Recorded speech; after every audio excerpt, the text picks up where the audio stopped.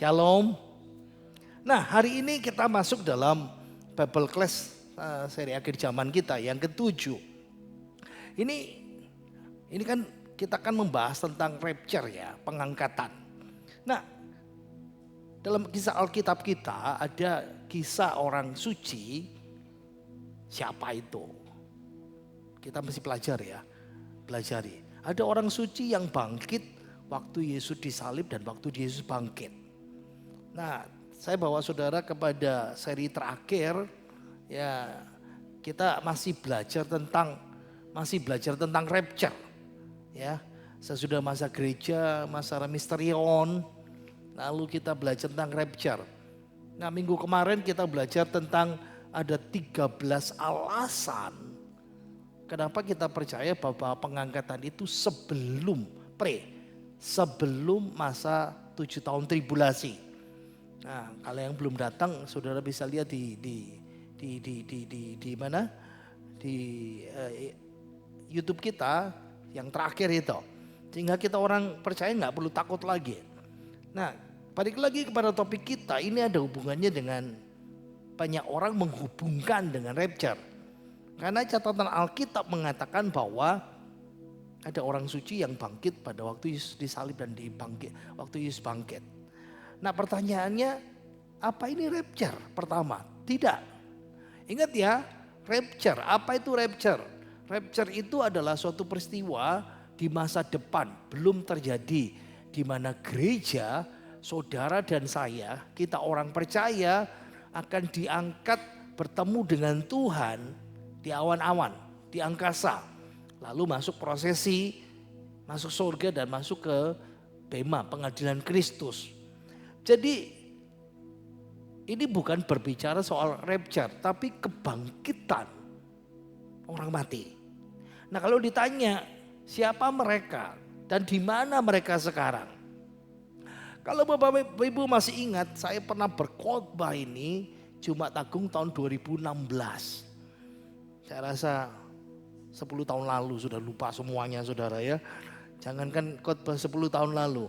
Ditanya khotbah bulan lalu khotbah apa ya? Ayo, lali mungkin gitu ya.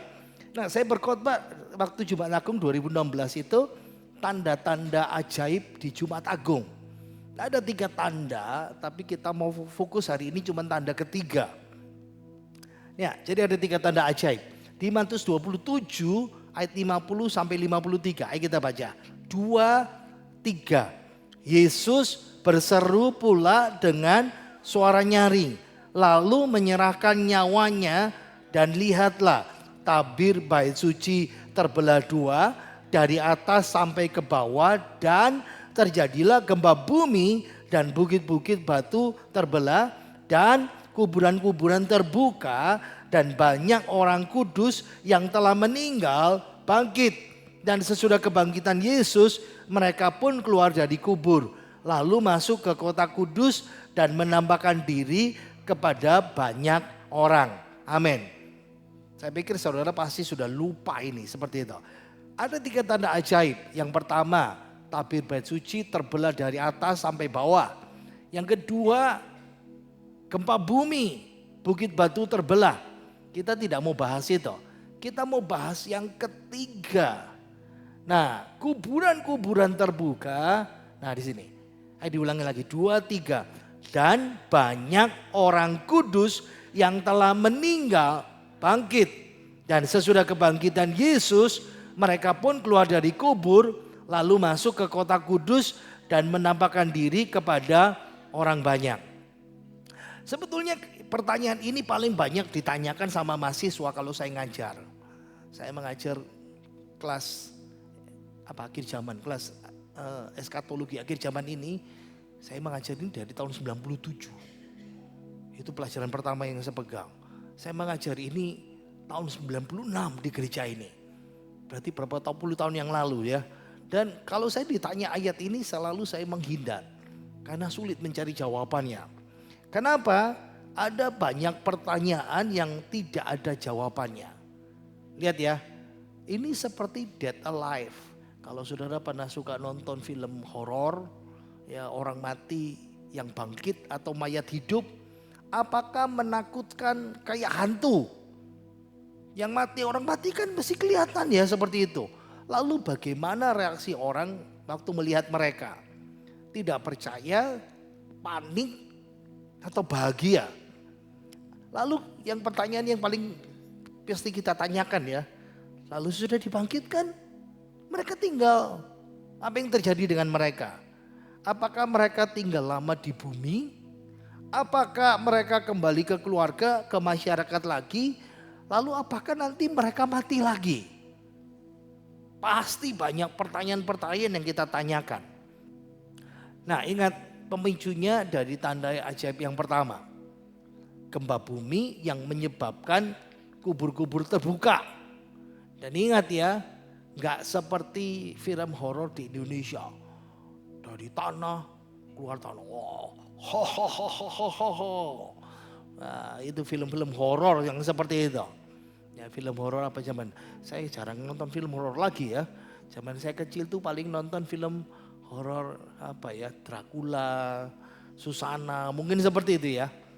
Ingat, kuburan di Yerusalem waktu itu umumnya dari batu karang. Nah, di Israel itu, di Yerusalem sekitar itu banyak batu karang yang lunak.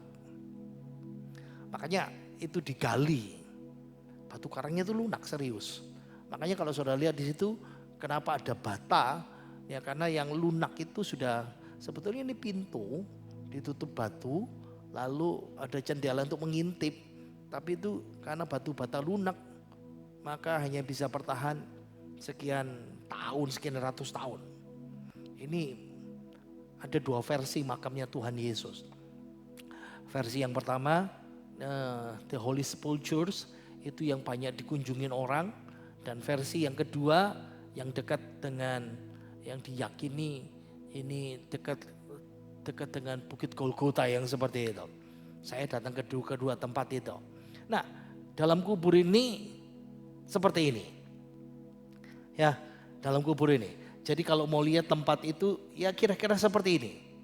Nah, jadi Bapak Ibu bisa lihat ya, tempat yang saya lihat ini, nah sebetulnya harus ada temboknya ya, tapi karena runtuh. Nah, makanya ada pintu masuk di situ kan, saudara bisa lihat ya, pintu masuk di situ. Nah, makanya kenapa wanita-wanita seperti Maria Magdalena dan lainnya sebagainya itu datang hari Minggu pada waktu Minggu Kebangkitan Yesus. Mereka nggak tahu Yesus bangkit kan, karena mereka mau meratapi. Itu tradisi yang umum.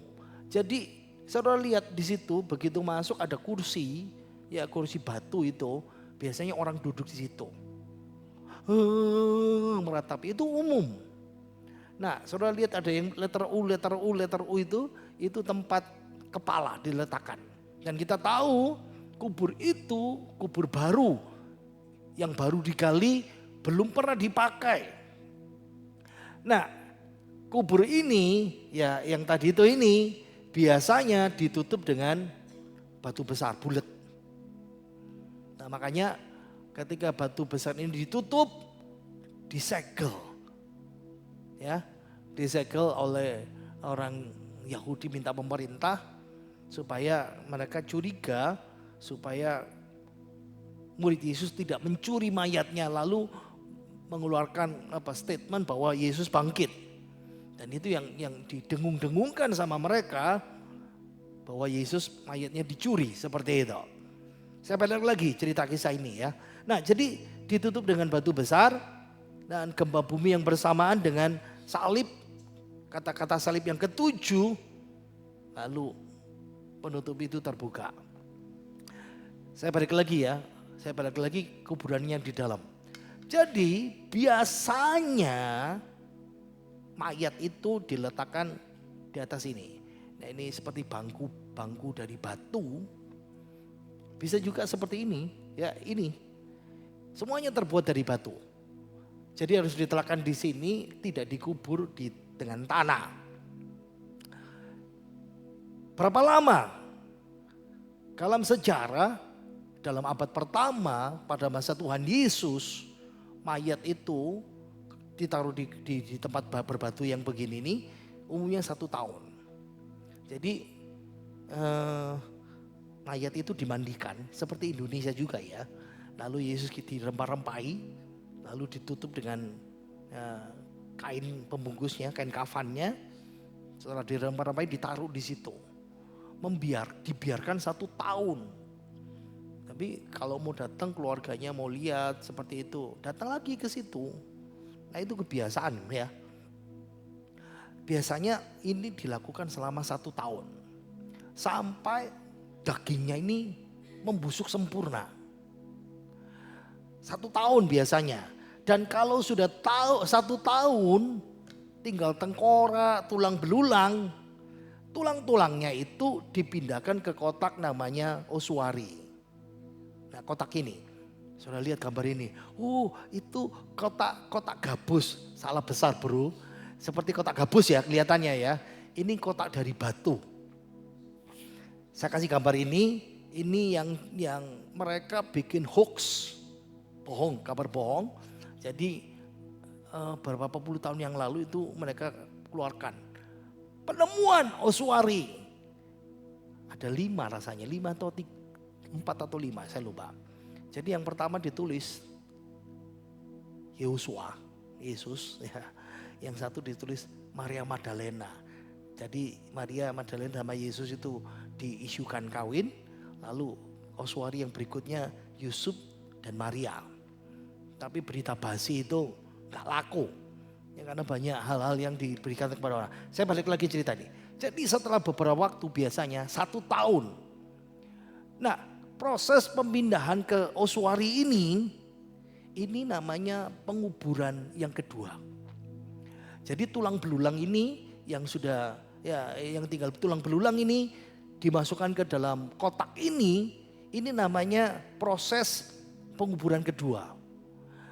Dan ini umum sekali yang terjadi di abad pertama, masa perjanjian baru, masa Tuhan Yesus.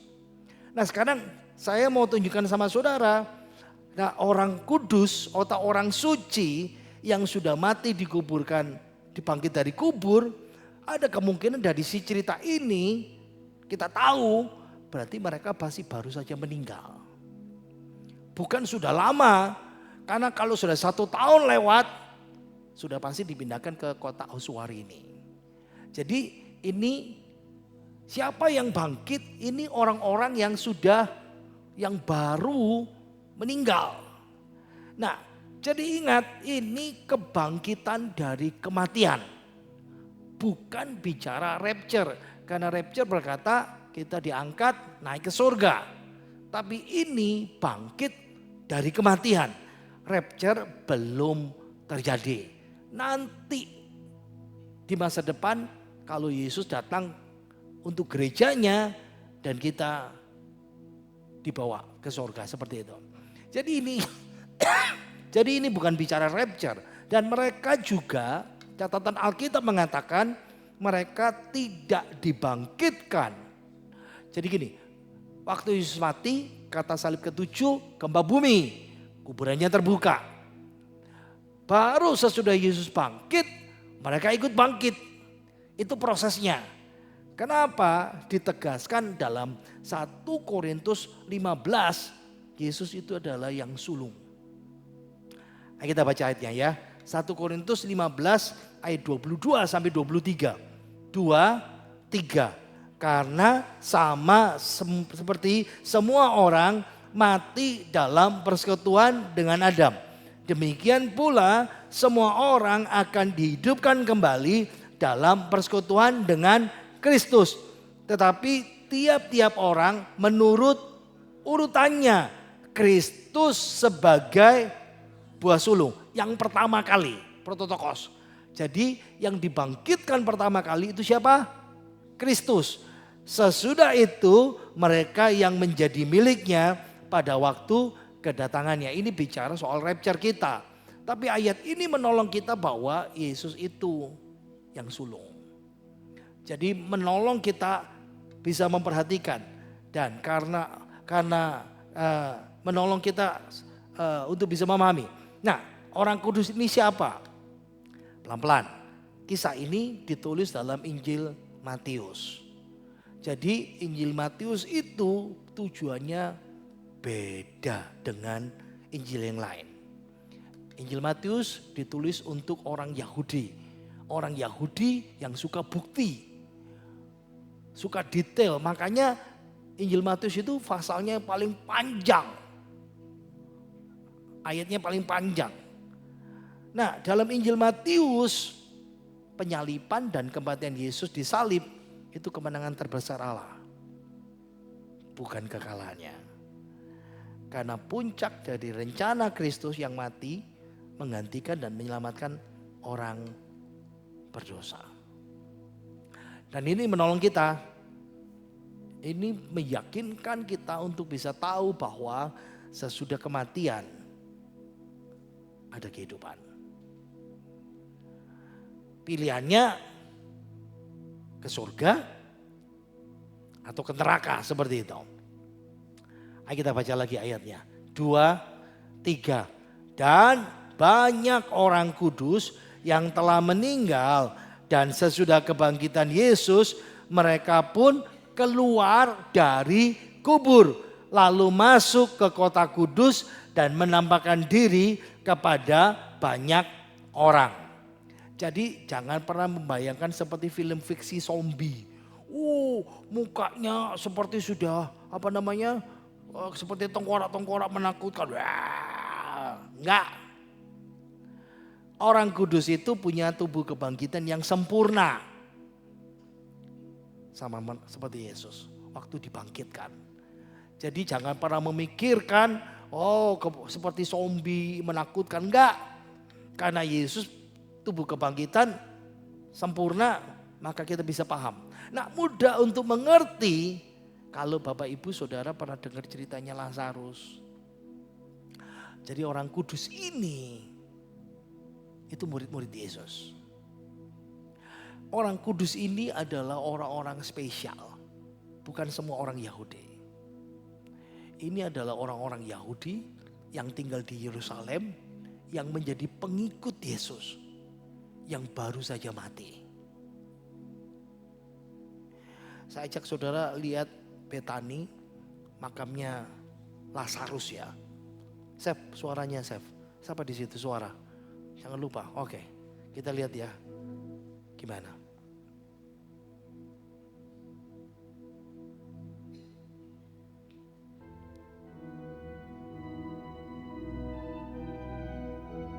Nah ini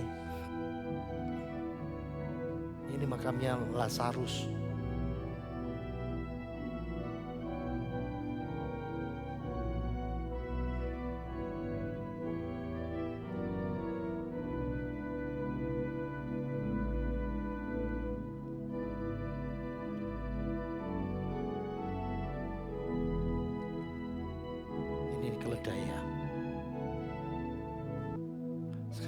Sekarang, ini makamnya Lazarus ya.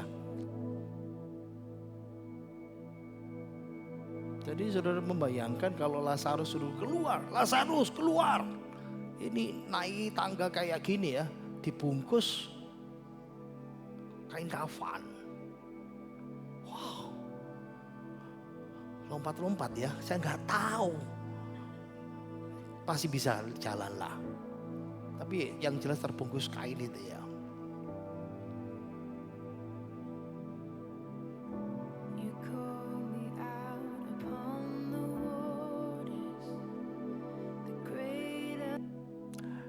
Jadi sekarang bayangkan ada suami istri ya, suami istri ini pengikut Yesus. Suaminya mungkin beberapa hari yang lalu sudah mati. Tapi karena dia murid Yesus, pengikut Yesus, dia sekarang hidup kembali dengan kondisi yang sempurna. Dan ngobrol sama suaminya sekarang. Saya pikir pertama kali dia muncul dari kubur. Umumnya kubur itu di luar kota ya. Tapi kotanya kan gak terlalu besar ya. Seperti ginilah. Kubur Yesus dan tempat penyalibannya cuma 400 meter. Dan itu tinggal di pinggir luar kota. Tapi sekarang jadi kota Yerusalem ya, di dalam kota seperti itu. Nah, suaminya ini sudah mati beberapa hari yang lalu. Lalu dihidupkan kembali oleh Yesus, kondisi yang sempurna. Ketemu orang di jalan yang kenal dia, oh ini baru mati. Sekarang pulang ke rumah, ngobrol sama istrinya, ketawa-ketawa, senang-senang, cerita banyak, membesarkan hati istrinya, keluarganya untuk percaya sama Yesus. Jadi saya sedang berusaha bikin visualisasi ya. Wah, seperti ini. Bayangkan lagi. Ada seorang ibu, kalau pernah dengar cerita wanita di Nain, nah itu nolong kita ya. Putranya meninggal minggu lalu mungkin. Sekarang putranya itu pulang ke rumah. Entah putranya umur 17 tahun atau berapa tahun, datang menghibur mamanya. Kondisinya sempurna.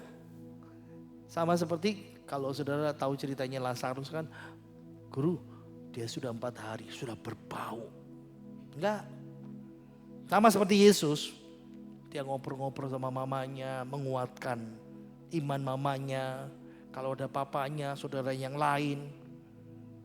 Nguatin hatinya supaya tetap percaya kepada Kristus.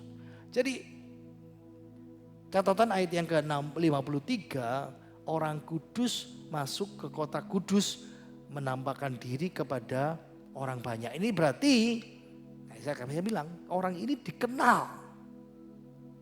Ini bukan ceritanya Daud yang sudah 1000 tahun mati lalu bangkit. Habis semuanya sudah. Ya. Tujuannya untuk memberikan kesaksian tentang kebangkitan Yesus.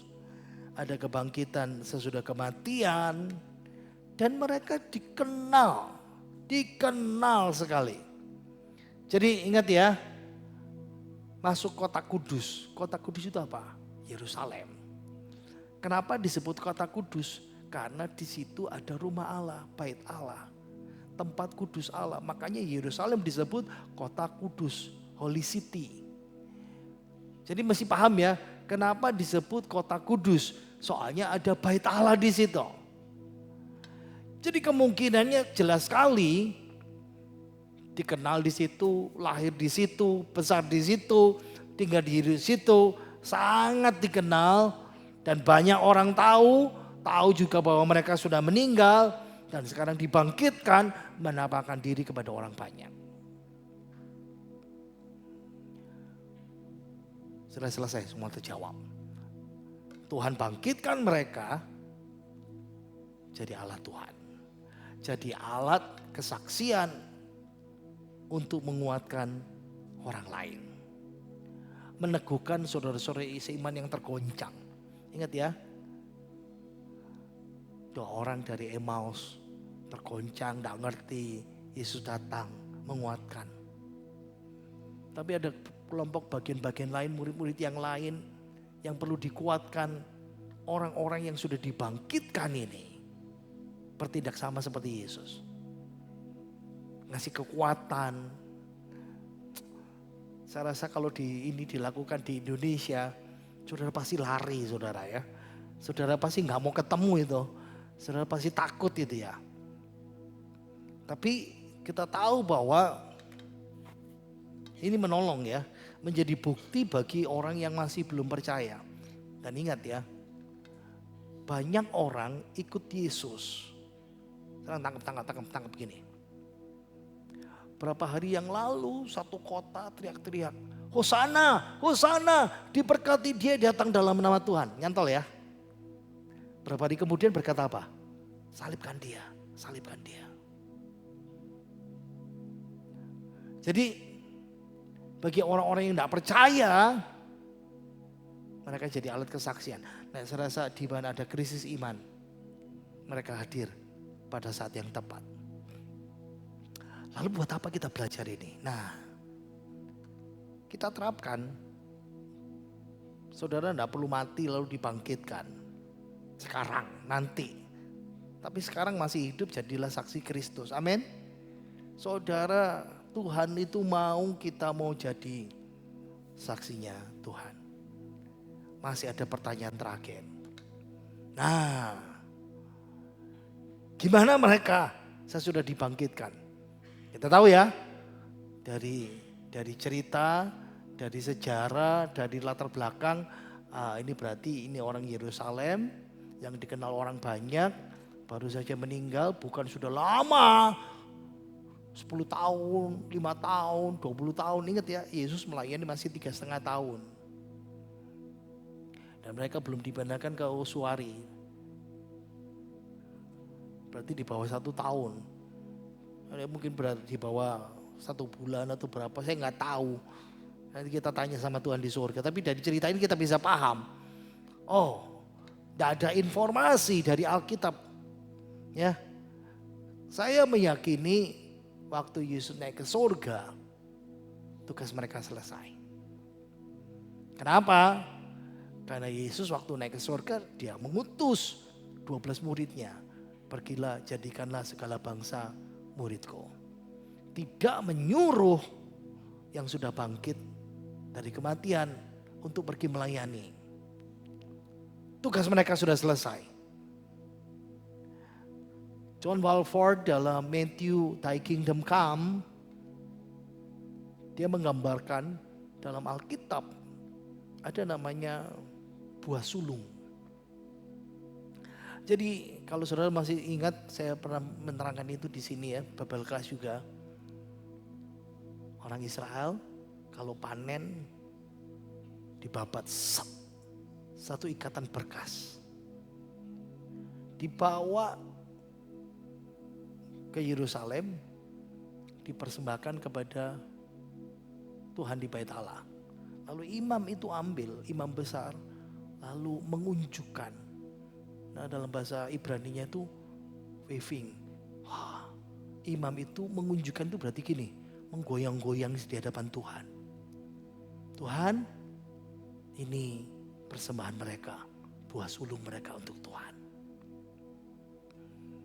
Dari sini kita bisa paham gambarannya.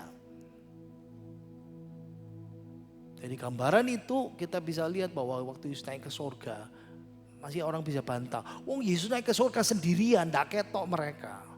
Saya juga nggak tahu, karena Alkitab betul-betul nggak ada informasi lagi. Tapi dari gambaran yang ada dalam Alkitab, mereka selesai.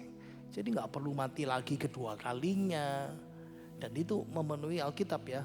Mati kedua itu lautan api, neraka. Mereka hanya cukup mati sekali seperti itu. Tugas mereka selesai. Sama seperti Yesus 40 hari sesudah kebangkitan menguatkan. Nah, saya nggak tahu apakah mereka ikut 40 hari bersama Yesus atau hanya beberapa hari. Saya nggak bisa paham itu seperti itu. Oke, penerapan yang terakhir buat kita. Jadilah saksi Yesus. Penting buat kita, saudara dan saya, menjadi saksi Kristus. Apa saksi Kristus itu? Gaya hidup yang membawa kesaksian pribadi.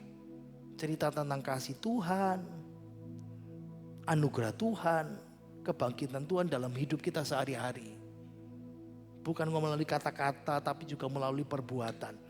Ya, seperti kita sedang berbagi kisah pribadi kita. Bagaimana Yesus mengubah hidup kita. Bertindak dengan kasih yang berani mengandalkan Roh Kudus.